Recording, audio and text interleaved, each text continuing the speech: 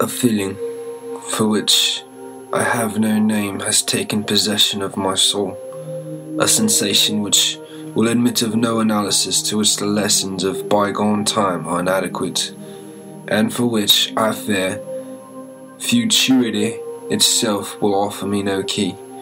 To a mind constituted like my own, the latter consideration is an evil. I know that I shall never, be satisfied with regard to the nature of my conceptions.